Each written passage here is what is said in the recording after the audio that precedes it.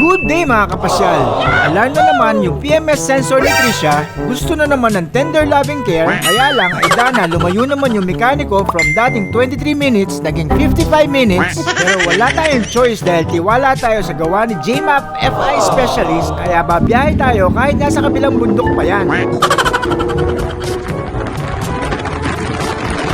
Pagdating from Mabalacat to Porac, nakarating din tayo kahit na malayo.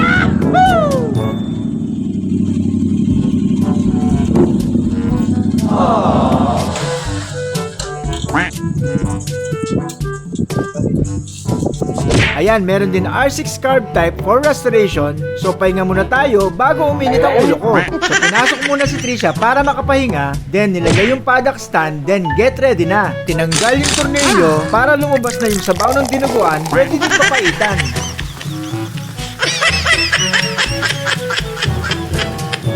Siyempre, tinanggal din yung oil filter, then lininis na niya yung kadena, brush, punas, degreaser and brush, baklas, small bracket cover, tanggal quick shifter, degreaser and brush, banlaw, blower, and yun na, smooth operator. Then, nilagyan na niya ng 2.7 liters of oil na itatakbo natin for the next 5,000 kilometers. So, reset na natin ang service panel gauge, pindot, then yun, set na ulit sa 5,000 kilometers.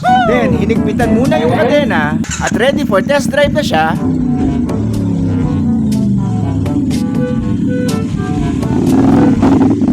So yun, go na! Salamat ulit sa JMAP FI Specialist sa pag-alaga kay Trisha, and let's go! I can't scratch, I'm missing a piece that completes a whole part of me, an open wound scar to see. Everybody come here, gather round, welcome to the freak show, the best in town.